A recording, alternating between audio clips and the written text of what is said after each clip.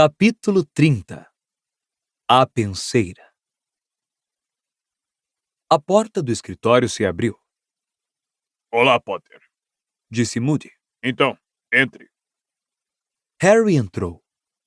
Já estivera uma vez no escritório de Dumbledore. Era uma bela sala circular, coberta de retratos de diretores e diretoras que o antecederam em Hogwarts, os quais dormiam a sono solto, o peito arfando suavemente. Cornélio Fudge estava de pé ao lado da escrivaninha de Dumbledore, usando sua habitual capa listrada e segurando seu chapéu coco verde-limão. Harry, Cumprimentou o ministro jovialmente, adiantando-se. como vai? Ótimo, mentiu Harry. Estávamos justamente falando na noite em que o Sr. Crouch apareceu nos terrenos da escola, Disse Fudge. Foi você quem o encontrou, não foi? Foi, confirmou Harry. Depois, sentindo que não adiantava fingir que não escutara o que eles estavam dizendo, acrescentou. Mas não vi Madame Maxime em lugar nenhum, e ela teria uma trabalheira para se esconder, não? Dumbledore sorriu para Harry pelas costas de Fudge, com os olhos cintilantes. Bem, teria. Respondeu Fudge, constrangido. Íamos sair para dar uma volta pelos terrenos da escola, Harry. Se você nos der licença, quem sabe você volta às suas aulas. Eu queria falar com o senhor, professor. Disse Harry depressa, olhando para Dumbledore, que lhe lançou um olhar breve e penetrante. Espere por mim aqui, disse. Nosso exame da propriedade não vai demorar.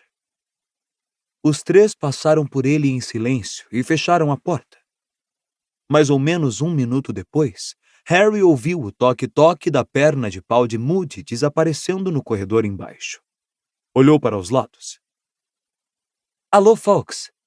Cumprimentou ele. Fawkes, a fênix de Dumbledore, estava parada em seu poleiro de ouro ao lado da porta. Do tamanho de um cisne, uma magnífica plumagem vermelha e dourada, a ave balançou sua longa cauda e piscou bondosamente para Harry. Harry se sentou em uma cadeira diante da escrivaninha de Dumbledore.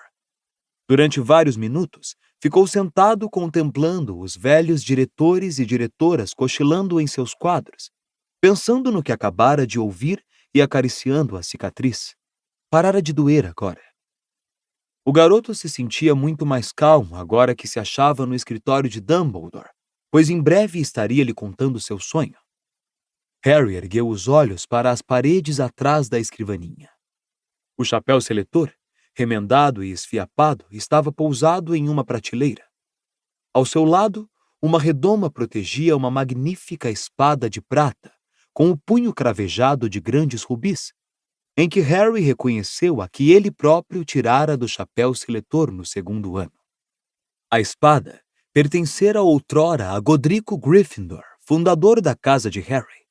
Ele a examinava, lembrando como a espada viera em seu auxílio em um momento em que pensara que não havia mais esperanças, quando notou uma malha de luz prateada que dançava e refugia sobre a redoma. Ele procurou a fonte da luz e viu uma nesga de luz branco-prateada que saía de um armário escuro às suas costas, cuja porta não fora bem fechada. Harry hesitou. Olhou para Fawkes, depois se levantou, atravessou a sala e escancarou a porta do armário. Havia ali uma bacia de pedra rasa, com entalhes estranhos na borda, runas e símbolos que Harry não reconheceu. A luz prateada vinha do conteúdo da bacia, que não lembrava nada que Harry tivesse visto antes. Ele não sabia dizer se a substância era líquida ou gasosa. Era brilhante, branco-prateada e se movia sem cessar. Sua superfície se encapelava como água sob a ação do vento, e então, como uma nuvem, se dividia e girava lentamente. Parecia luz liquefeita, ou vento solidificado. Harry não conseguia decidir. Teve vontade de tocá-la, de descobrir como era ao tato, mas quase 4 anos de experiência no mundo da magia lhe diziam que meter a mão em uma bacia cheia de uma substância desconhecida era uma grande burrice. Ele, portanto, puxou a varinha de dentro das vestes, lançou um olhar nervoso pelo escritório, tornou a olhar para o conteúdo da bacia e tocou-a. A superfície da substância prateada dentro da bacia começou a girar muito depressa. Harry se curvou mais para perto, enfiando a cabeça no armário. A substância prateada se tornara transparente. Parecia vidro. Ele espiou dentro dela, esperando ver o fundo de pedra da bacia. Mas, em vez disso, viu uma sala enorme sob a superfície da misteriosa substância. Uma sala para a qual ele aparentemente espiava por uma janela circular no teto. A sala era mal iluminada. O garoto achou que talvez fosse subterrânea, pois não havia janelas, apenas archotes presos às paredes como os que iluminavam Hogwarts. Baixando o rosto, de modo a ficar com o nariz a apenas 2 centímetros da substância vítrea, Harry viu que havia filas e mais filas de bruxos e bruxas sentados ao redor das paredes, no que lhe pareceram bancos escalonados. Uma cadeira vazia fora colocada bem no centro da sala. Alguma coisa nela produziu em Harry um mau pressentimento. Havia correntes envolvendo seus braços, como se quem a ocupasse sempre estivesse preso a ela. Onde seria esse lugar? Certamente não era Hogwarts. Ele nunca vira uma sala igual àquela no castelo. Além do mais, as pessoas reunidas na misteriosa sala no fundo da bacia eram em sua maioria adultos, e Harry sabia que não havia tantos professores assim em Hogwarts. E pareciam estar aguardando alguma coisa. E embora o garoto só pudesse ver a ponta dos seus chapéus cônicos, todos davam a impressão de estar olhando para o mesmo lado, e ninguém falava com ninguém. Uma vez que a bacia era redonda e a sala que ele observava quadrada, Harry não conseguia divisar o que estaria acontecendo nos cantos. Ele se curvou para mais perto ainda. Inclinou a cabeça, procurou enxergar. A ponta do seu nariz tocou a estranha substância que ele estava mirando. O escritório de Dumbledore deu um tremendo solavanco. Harry foi projetado para a frente e mergulhou de cabeça na substância da bacia.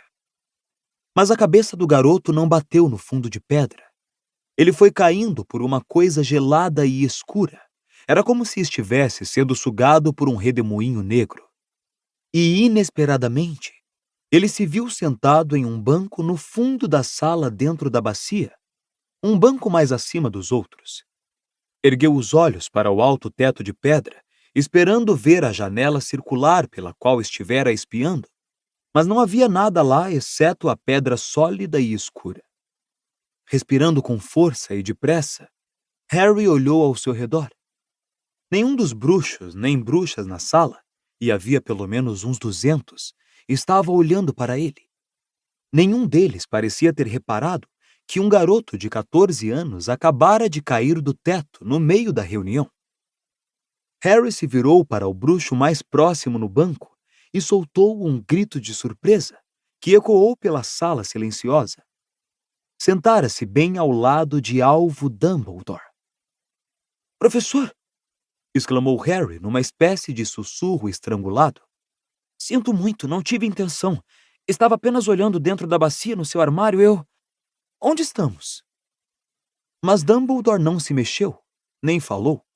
Ignorou Harry completamente. Como os demais bruxos sentados nos bancos, o diretor tinha os olhos fixos no canto mais afastado da sala, onde havia uma porta. Harry olhou confuso para Dumbledore, depois para os bruxos atentos e silenciosos, e tornou a olhar para Dumbledore. Então compreendeu. Já tinha havido uma vez em que Harry se vira em um lugar em que ninguém podia vê-lo ou ouvi-lo. Naquela ocasião, ele entrara nas páginas de um diário enfeitiçado diretamente na memória de alguém. E a não ser que estivesse muito enganado, alguma coisa assim estava acontecendo de novo. Harry ergueu a mão direita, hesitou, depois agitou-a energicamente diante do rosto de Dumbledore. O diretor não piscou, nem olhou para ele, e tampouco se mexeu de modo algum. E isso, na opinião de Harry, resolvia a questão. Dumbledore não o ignoraria daquela maneira. Ele estava dentro de uma lembrança, E aquele não era o Dumbledore atual. Contudo, não poderia ter sido há muito tempo. O Dumbledore sentado ao seu lado tinha cabelos prateados, igualzinho ao Dumbledore dos dias de hoje. Mas que lugar era este? Que é que todos aqueles bruxos estavam aguardando? Harry olhou para os lados mais detidamente. A sala, como ele suspeitara quando a observara do alto, era quase certamente subterrânea. Mais uma masmorra do que uma sala, pensou o garoto. A atmosfera era desolada e hostil naquele lugar. Não havia quadros nas paredes, nem decorações. Apenas as filas de bancos que subiam em níveis escalonados ao redor da sala, dispostos de maneira a proporcionar uma visão clara da cadeira com correntes nos braços. Antes que Harry pudesse chegar a alguma conclusão sobre o lugar em que se encontravam, ele ouviu passos. A porta no canto da masmorra se abriu e 3 pessoas entraram. Ou pelo menos um homem, ladeado por 2 dementadores. As entranhas de Harry gelaram. Os dementadores, altos, encapuzados, os rostos ocultos, deslizaram lentamente em direção à cadeira no centro da sala, cada um segurando um braço do homem com suas mãos de cadáver de aspecto podre. O homem entre os 2 parecia prestes a desmaiar, e Harry não poderia culpá-lo. Sabia que os dementadores não poderiam tocá-lo dentro de uma lembrança, mas se lembrava muito bem do poder que tinham. Os bruxos se encolheram ligeiramente quando os dementadores sentaram o homem na cadeira com correntes e deslizaram para fora da sala. A porta se fechou ao passarem. Harry olhou para o homem que agora estava sentado na cadeira e viu que era Karkaroff. Ao contrário de Dumbledore, Karkaroff parecia muito mais novo. Seus cabelos e barba eram negros. Não estava vestido com peles elegantes, mas com vestes ralas e esfarrapadas. Tremia. Bem na hora em que Harry o observava, as correntes nos braços da cadeira produziram um reflexo dourado e se enroscaram pelos seus braços, prendendo-os ali. Igor Karkaroff, Disse uma voz ríspida à esquerda de Harry. O garoto olhou e viu o Sr. Crouch se levantar no meio do banco ao lado. Seus cabelos eram escuros, seu rosto muito menos enrugado. Ele parecia em boa forma e lúcido. você foi trazido de Azkaban para prestar depoimento ao Ministério da Magia. Você nos deu a entender que tem importantes informações para nos dar. Karkaroff se endireitou o melhor que pôde, firmemente preso à cadeira. Tenho, sim, senhor, Respondeu ele. E embora sua voz soasse muito temerosa, Harry pôde perceber o quê de untuosidade que tão bem conhecia. Quero ser útil ao Ministério. Quero ajudar. Sei que o Ministério está tentando prender os últimos seguidores do Lorde das Trevas. Estou ansioso para cooperar de todas as maneiras que puder. Um murmúrio percorreu os bancos. Alguns bruxos e bruxas examinaram Karkaroff com interesse, outros com acentuada desconfiança. Então Harry ouviu, muito claramente, do outro lado de Dumbledore, uma voz rosnada e familiar exclamar: Gentalha! Harry se curvou à frente para poder ver além de Dumbledore. Olho tonto Moody estava sentado ali, embora houvesse uma nítida diferença em sua aparência. Ele não tinha um olho mágico, mas 2 normais. Ambos fixavam Karkaroff, e ambos estavam apertados, revelando intenso desagrado. Crouch vai soltá-lo, Murmurou Moody baixinho a Dumbledore. Fez um trato com ele. Levei 6 meses para caçá-lo e Crouch vai soltá-lo se ele tiver um número suficiente de nomes novos. Vamos ouvir suas informações, digo eu, e atirá-lo de volta aos braços dos dementadores. Dumbledore fez um barulhinho de discordância pelo nariz longo e torto. Eu ia me esquecendo. Você não gosta de dementadores, não é mesmo, alvo? Disse Moody com um sorriso sardônico. Não, respondeu Dumbledore calmamente. Receio que não. Há muito tempo venho achando que o Ministério faz mal em se aliar a essas criaturas. Mas para uma gentalha dessas, disse Moody baixinho. você diz que tem nomes para nos informar, Karkaroff. Recomeçou o Sr. Crouch. Por favor, queremos ouvi-los. O senhor deve compreender, Disse Karkaroff na mesma hora. que aquele que não deve ser nomeado sempre operou no maior sigilo. Ele preferia que nós, quero dizer, seus seguidores, e me arrependo agora profundamente de ter me incluído entre eles. Ande logo com isso, Disse Moody com desdém. Nunca soubemos os nomes de todos os seguidores. Somente ele sabia exatamente quem éramos. o que era uma atitude sensata, não é? Pois impedia que alguém como você, Karkaroff, entregasse todos. Murmurou Moody. Contudo, você diz que tem alguns nomes para nos informar? Disse o Sr. Crouch. Tenho. Respondeu Karkaroff sem fôlego. E note que eram seguidores importantes. Gente que eu vi com os meus próprios olhos cumprindo as ordens dele. Presto estas informações como prova de minha total renúncia a ele e de que estou tão roído de remorsos que mal... Os nomes são? Tornou o Sr. Crouch com rispidez. Karkaroff inspirou profundamente. Antônio Dolohov. Viu torturar inúmeros trouxas e não seguidores do Lorde das Trevas. E ajudou-o a fazer isso. Murmurou Moody. Já prendemos Dolohov, Disse Crouch. foi capturado pouco depois de você. Verdade? Admirou-se Karkaroff, arregalando os olhos. Ficou satisfeito em saber. Mas não parecia nada satisfeito. Harry percebeu que a notícia fora um verdadeiro golpe para ele. Esse nome era, portanto, inútil. Mais algum? Perguntou Crouch friamente. É claro que sim. Havia Rosier. Acrescentou Karkaroff depressa. Ivan Rosier. Rosier está morto. Foi capturado pouco depois de você também. Preferiu lutar do que aceitar a prisão e foi morto ao resistir. Mas levou um pedaço de mim com ele. Sussurrou Moody à direita de Harry. O garoto virou mais uma vez a cabeça para olhá-lo e viu que ele apontava o pedaço que lhe faltava no nariz para Dumbledore. Era o que Rosier merecia.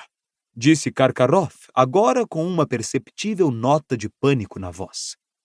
Harry percebeu que ele estava começando a se preocupar que nenhuma de suas informações tivesse utilidade para o Ministério. Os olhos de Karkaroff correram para a porta no canto, atrás da qual, sem dúvida, os dementadores continuavam parados à espera. Mais algum? Perguntou Crouch. Sim, havia o Travers. Ele ajudou a assassinar os McKinnons. Mulciber era especialista na maldição impérios. Forçou inúmeras pessoas a fazerem coisas horrendas. Rookwood, que era espião e passava àquele que não deve ser nomeado informações úteis de dentro do Ministério. Harry percebeu que desta vez Karkaroff encontrara ouro. Todos os bruxos presentes começaram a murmurar ao mesmo tempo. Rookwood, Disse o Sr. Crouch, a bruxa que estava sentada à sua frente e que começou a tomar notas em um pergaminho. Augusto Rookwood, do Departamento de Mistérios. Esse mesmo. Confirmou Karkaroff, pressuroso.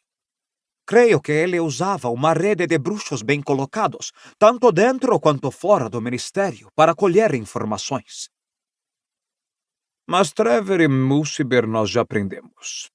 Muito bem, Karkaroff. Se são só esses, você será reconduzido a Azkaban enquanto decidimos... Ainda não! Gritou Karkaroff, parecendo bastante desesperado. Espere, tenho mais. Harry observou que ele suava à luz dos archotes. Sua pele branca contrastava fortemente com o negro dos cabelos e da barba. Snape! Exclamou ele. Severo Snape! Snape já foi inocentado por este conselho, Disse Crouch friamente. Dumbledore testemunhou em favor dele. Não! gritou Karkaroff, forçando as correntes que o prendiam à cadeira. Garanto ao senhor, Severo Snape é um comensal da morte. Dumbledore se erguera. Eu já prestei depoimento sobre esse caso, disse calmamente. Severo Snape foi, de fato, um comensal da morte.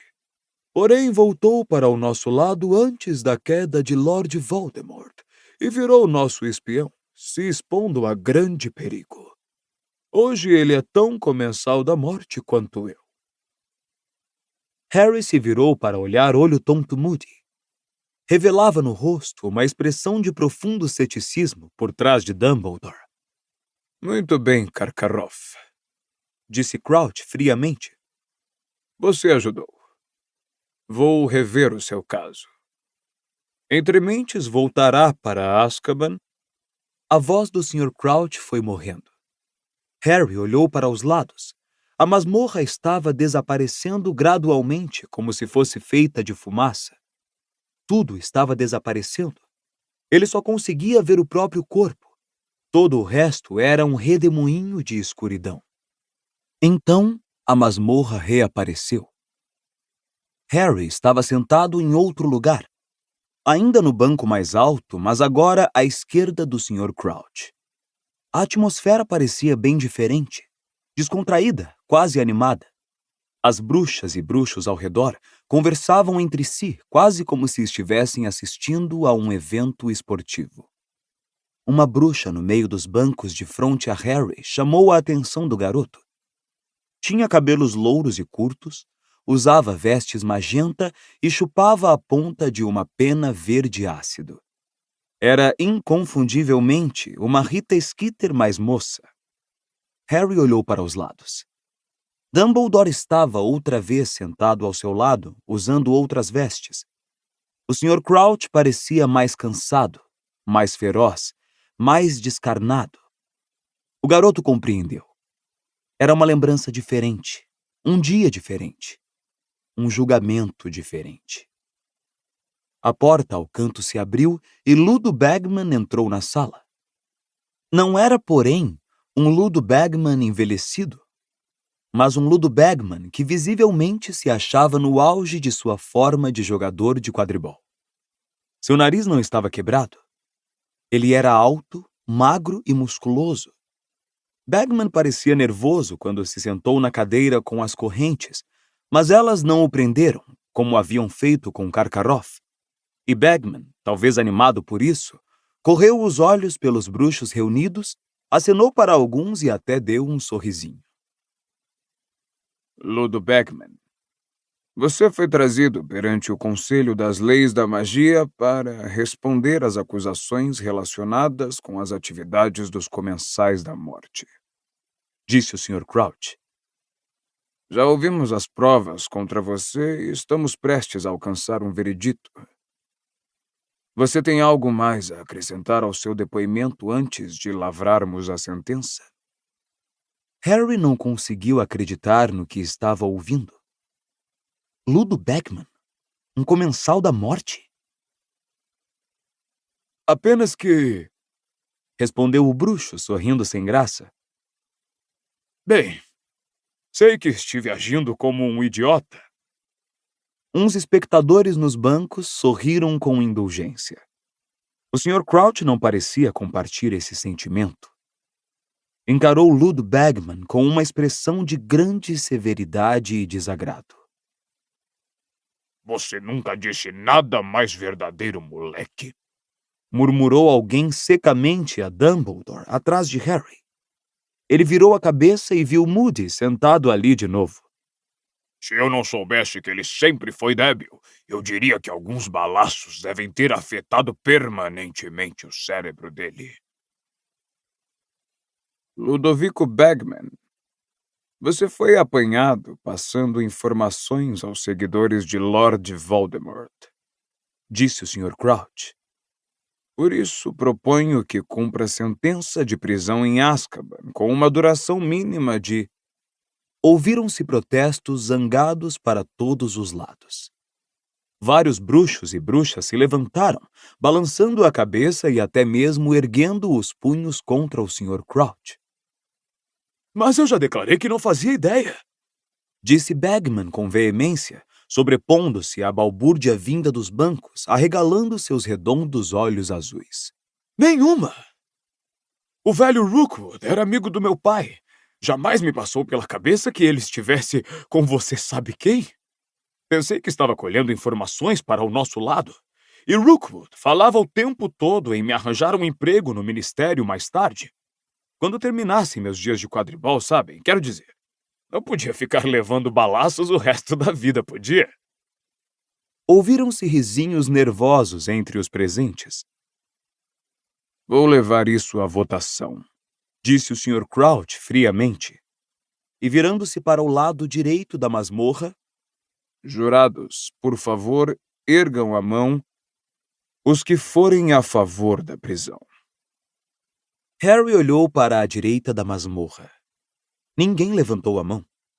Muitos bruxos e bruxas nos bancos começaram a bater palmas. Uma das bruxas no júri se levantou. Pois não, ladrou Crouch.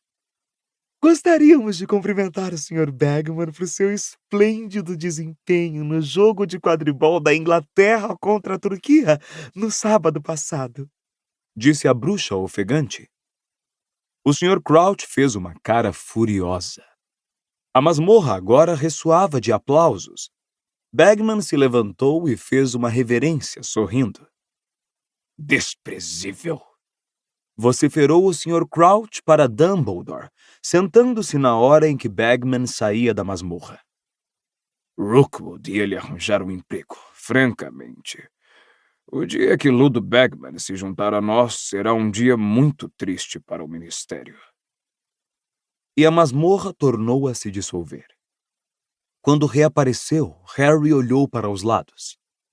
Ele e Dumbledore continuavam sentados ao lado do Sr. Crouch, mas a atmosfera não poderia ser mais diferente. Havia um silêncio absoluto, interrompido apenas pelos soluços de uma bruxa miudinha ao lado do Sr. Crouch. Apertava um lenço contra a boca com as mãos trêmulas. Harry ergueu os olhos para Crouch e viu que ele parecia mais descarnado e grisalho que nunca. Um nervo tremia em sua têmpora. Pode trazê-los, disse, e sua voz ecoou pela masmorra silenciosa. A porta no canto abriu-se mais uma vez. E desta entraram 6 dementadores, ladeando um grupo de 4 pessoas.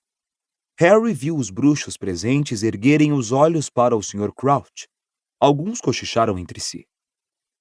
Os dementadores sentaram cada uma das 4 pessoas nas 4 cadeiras de braços concorrentes agora no centro da masmorra. Havia um homem corpulento que fixava Crouch com o olhar parado. Outro mais magro e mais nervoso, cujos olhos percorriam ligeiros a assembleia. Uma mulher, com cabelos espessos e brilhantes e olhos grandes e semicerrados, sentada à cadeira como se esta fosse um trono. E um rapaz adolescente que parecia no mínimo petrificado. Ele tremia. Tinha os cabelos cor de palha espalhados pelo rosto, a pele sardenta e branca como o leite. A bruxa miudinha, ao lado de Crouch, começou a se balançar para a frente e para trás no banco, abafando o choro com um lenço. Crouch se levantou. Olhou para os 4 prisioneiros e havia ódio absoluto em seu rosto. Vocês foram trazidos aqui perante o Conselho das Leis da Magia, disse ele com clareza, para serem julgados por um crime tão hediondo. Pai, disse o rapaz de cabelos cor de palha. Pai, por favor. De que raramente se ouviu falar nesse tribunal, disse Crouch alteando a voz, abafando as palavras do filho. Ouvimos as provas contra vocês. E vocês foram acusados de capturar o Auror, Frank Longbottom, e de submetê-lo à maldição Cruciatus, acreditando que ele tivesse conhecimento do paradeiro atual do seu amo exilado, aquele que não deve ser nomeado. Pai, eu não fiz isso! Gritou o rapaz acorrentado à cadeira. Eu não fiz isso, pai! Não me mande de volta aos dementadores! Vocês ainda são acusados, berrou o Sr. Crouch, de usar a maldição Cruciatus contra a mulher de Frank Longbottom, quando ele se recusou a dar informações. Vocês planejaram reconduzir aquele que não deve ser nomeado ao poder e de retomar a vida de violência que presumivelmente levavam quando ele detinha o poder. Agora peço aos jurados... Mãe! Gritou o rapaz, e a bruxa miudinha ao lado de Crouch começou a soluçar, se balançando para a frente e para trás. Mãe, faz ele parar! Mãe, eu não fiz isso! Não fui eu! E agora peço aos jurados, gritou o Sr. Crouch, que levantem as mãos se acreditarem, como eu, que estes crimes merecem uma sentença de prisão perpétua em Azkaban.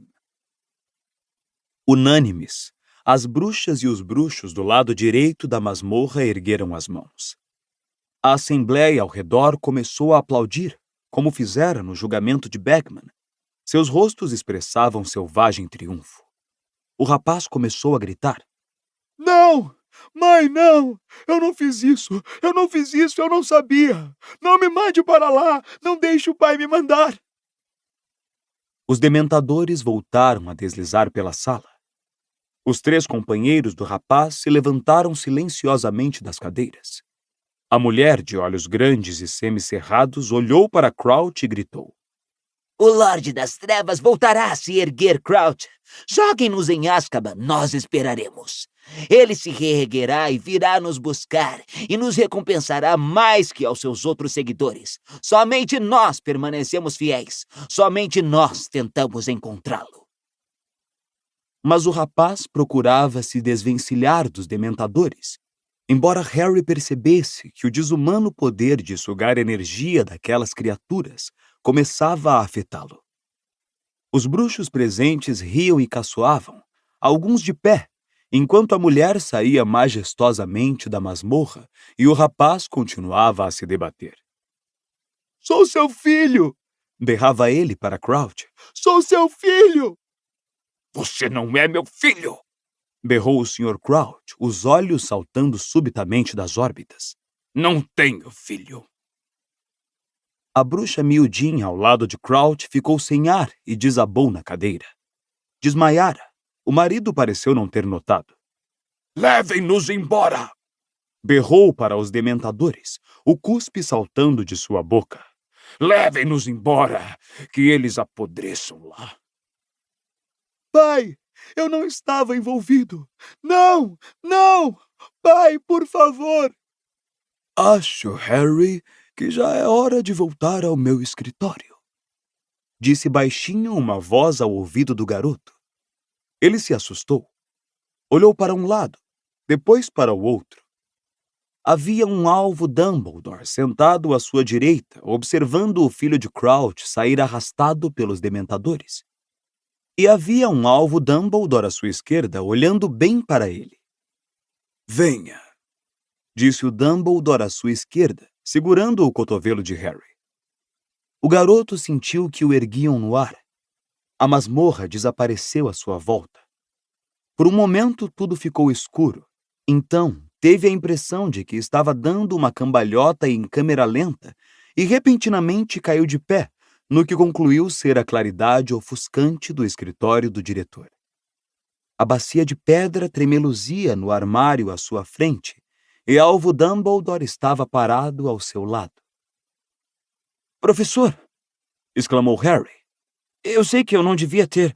Não tive a intenção. A porta do armário estava entreaberta e... Eu compreendo, disse Dumbledore. E erguendo a bacia, levou-a até a escrivaninha, pousou-a sobre sua superfície reluzente e se sentou na cadeira à escrivaninha. Fez sinal ao garoto para que se sentasse defronte dele. Harry obedeceu, com os olhos postos na bacia de pedra. O conteúdo voltara ao seu estado original branco prateado, girando e ondulando ao seu olhar. Que é isso? Perguntou Harry, trêmulo. Isso chama-se penseira. Às vezes eu acho, e tenho certeza de que você conhece a sensação, que simplesmente há pensamentos e lembranças demais enchendo minha cabeça. Fez Harry, que não podia realmente dizer que já tivesse sentido nada igual. Nessas ocasiões, Continuou Dumbledore, indicando a bacia de pedra. uso a penseira. Escoo o excesso de pensamentos da mente, despejo-os na bacia e examino-os com vagar. Assim fica mais fácil identificar padrões e ligações, compreende? Quando estão sob esta forma. O senhor quer dizer que isso aí são os seus pensamentos? Disse Harry, olhando a substância branca que redemoinhava na bacia. Sem dúvida. Deixe-me mostrar. Dumbledore puxou a varinha de dentro das vestes e pousou sua ponta sobre seus cabelos prateados, próximo à têmpora. Quando afastou a varinha, os cabelos pareciam estar grudados nela, mas Harry viu que eram, na realidade, fios brilhantes da mesma substância estranha e branco-prateada que enchia a penseira. Dumbledore acrescentou novos pensamentos à bacia, e Harry, espantado, viu seu próprio rosto boiando na superfície da substância. Dumbledore colocou suas longas mãos dos lados da penseira e sacudiu-a, como faria um garimpeiro à procura de pepitas de ouro. E o garoto viu o próprio rosto se transformar suavemente no de Snape, que abriu a boca e falou para o teto, fazendo sua voz ecoar levemente. Está voltando. A de Karkaroff também. Mais clara e forte que nunca. Uma ligação que eu teria feito sem a ajuda de ninguém. Suspirou Dumbledore. Mas não faz mal. Por cima dos seus óculos de meia-lua, ele mirou Harry, que acompanhou boquiaberto o rosto de Snape girar continuamente na bacia. Eu estava usando a penseira quando o Sr. Fudge chegou para a reunião e guardei-a apressado. Com certeza não fechei o armário direito. É natural que ela tenha atraído sua atenção. Me desculpe, murmurou Harry. Dumbledore balançou a cabeça. A curiosidade não é um pecado, disse ele. Mas devemos ser cautelosos com a nossa curiosidade, sem dúvida. Enrugando ligeiramente a testa, o diretor tornou a empurrar seus pensamentos para dentro da bacia com a ponta da varinha. Instantaneamente, emergiu dela um vulto, uma menina gordinha de cara mal-humorada, de uns 16 anos, que começou a girar lentamente, com os pés ainda na bacia. Ela não prestou a menor atenção a Harry nem ao professor Dumbledore. Quando falou, sua voz ecoou como fizera a de Snape, como se viesse das profundezas da bacia de pedra. Ele me azarou, professor Dumbledore, e eu só estava brincando. Só disse que tinha visto beijando Florência atrás das estufas na quinta-feira passada. Mas por que, Berta? Disse Dumbledore tristemente, fitando a menina que agora girava silenciosamente. Por que você teve que segui-lo para começar? Berta? Sussurrou Harry, olhando para a garota. Ela é a... Era a Berta Jorkins? Era, disse Dumbledore, mais uma vez revolvendo os pensamentos na bacia. Berta voltou a afundar neles, e tudo se tornou mais uma vez prateado e opaco. É a Berta como me lembro dela na escola. A claridade prateada da penseira iluminou o rosto de Dumbledore, e ocorreu a Harry, repentinamente, que o diretor parecia velhíssimo. Ele sabia, era claro, que Dumbledore estava envelhecendo, mas por alguma razão nunca pensara no diretor como um velho.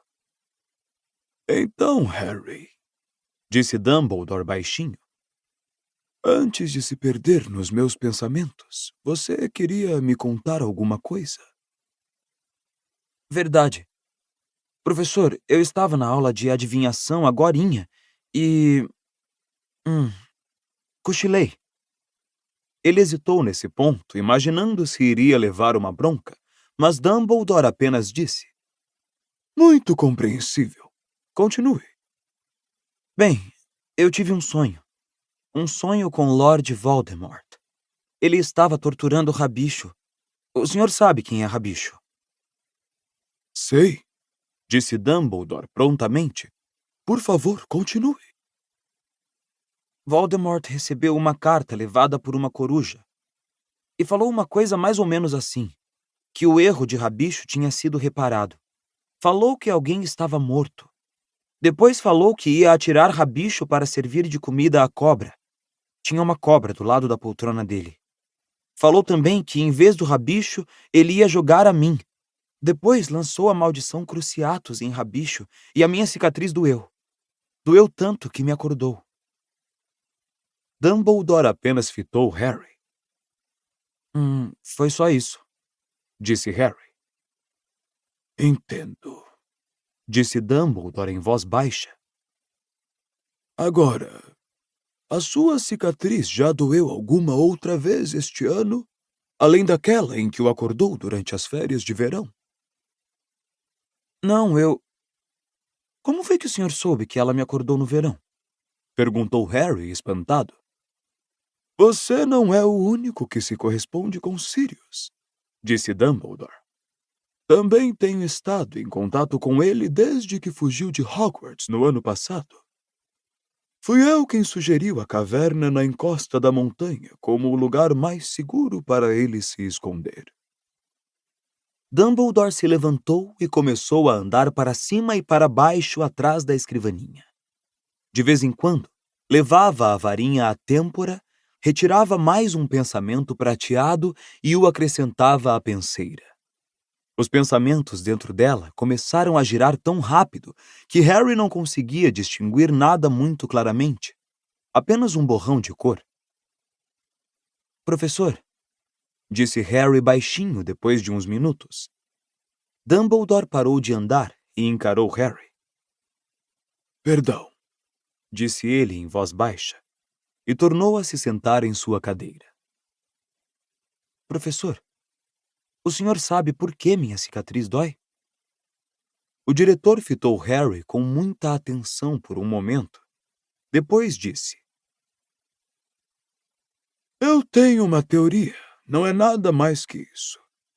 Acredito que a sua cicatriz dói quando Lord Voldemort anda por perto ou quando tem um assomo particularmente intenso de ódio. Mas por quê? Porque você e ele estão ligados pelo feitiço que falhou. Isto não é uma cicatriz comum. Então o senhor acha... Esse sonho, ele realmente aconteceu? É possível.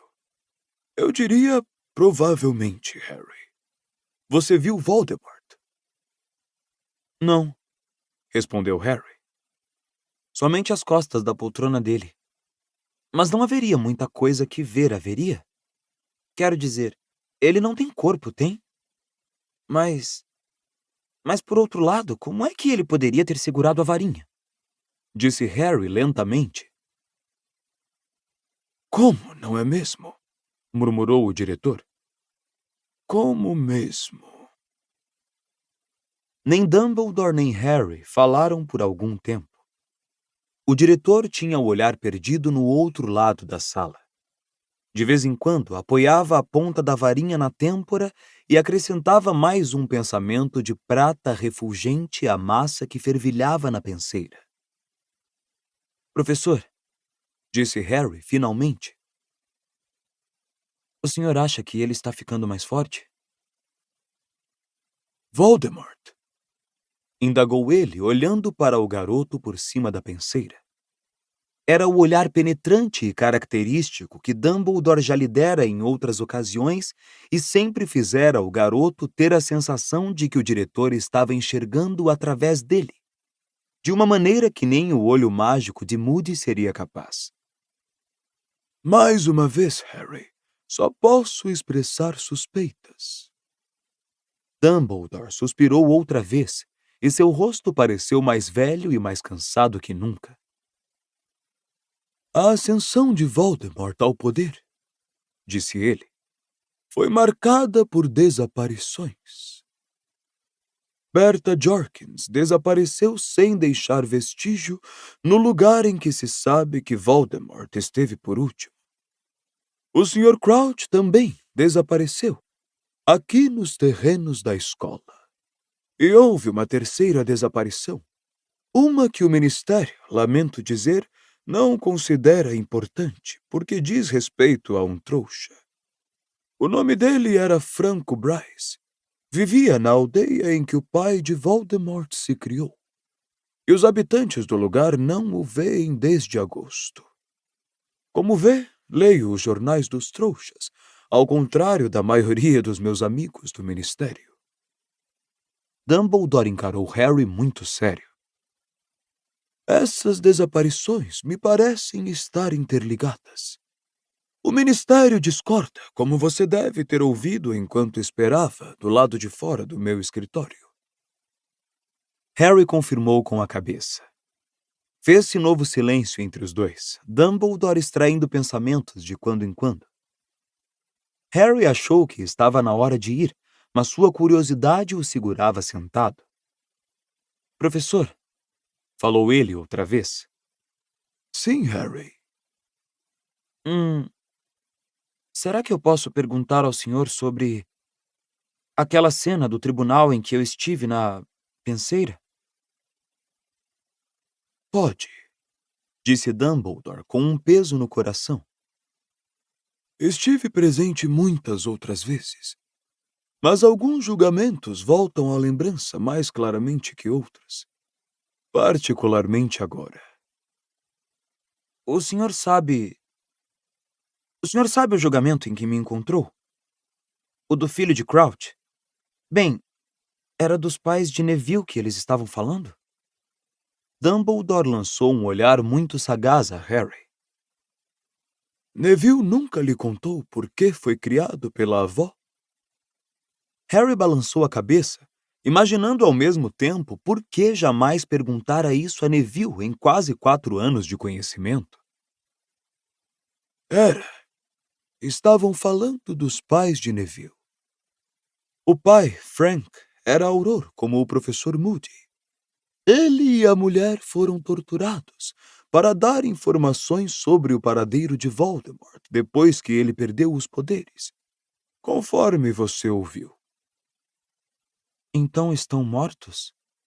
Perguntou Harry baixinho. Não, disse Dumbledore, a voz cheia de uma amargura que Harry nunca ouvira nele antes. Enlouqueceram. Os dois estão no Hospital St. Mungus para doenças e acidentes mágicos. Creio que Neville os visita com a avó durante as férias. Os pais não o reconhecem. Harry ficou sentado ali, horrorizado. Nunca soubera. Nunca, em 4 anos, se preocupara em descobrir. Os Longbottom eram um casal muito querido, disse Dumbledore. Os ataques a eles começaram depois da queda de Voldemort, quando todos pensavam que estavam a salvo. Os ataques causaram uma onda de fúria nunca vista. O Ministério ficou sob grande pressão para capturar quem tinha feito aquilo. Infelizmente, o depoimento dos Longbottom não foi, dada a condição em que estavam, nada confiável. Então, talvez o filho do Sr. Crouch não estivesse envolvido? Perguntou Harry lentamente. Dumbledore balançou a cabeça. Quanto a isso, não faço ideia.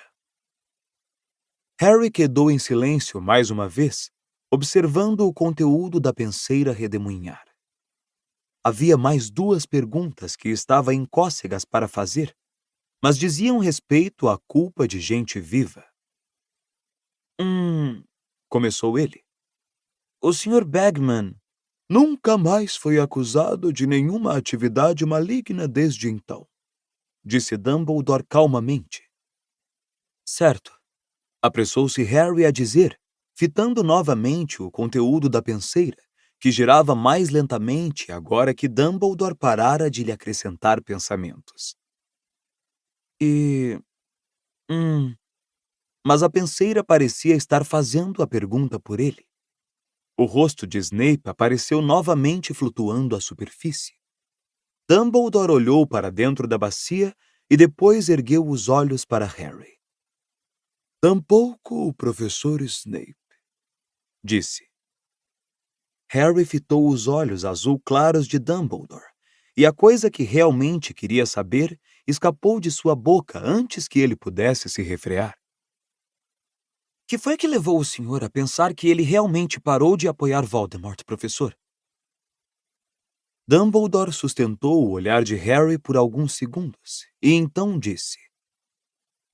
Isto, Harry, é um assunto entre mim e o professor Snape. Harry percebeu que a entrevista terminara. Dumbledore não parecia zangado, contudo, havia um tom conclusivo em sua voz que informou ao garoto que era hora de se retirar. Ele se levantou e o diretor também. Harry, disse ele quando o garoto chegou à porta. Por favor, não comente sobre os pais de Neville com mais ninguém. Ele tem o direito de informar as pessoas quando estiver preparado para isso. Sim, senhor professor, disse Harry, virando-se para ir embora. Harry virou a cabeça para trás. Dumbledore estava parado diante da penseira, seu rosto iluminado pelos pontos de luz prateada, parecendo mais velho que nunca. O diretor fitou Harry por um momento e em seguida disse: Boa sorte na terceira tarefa.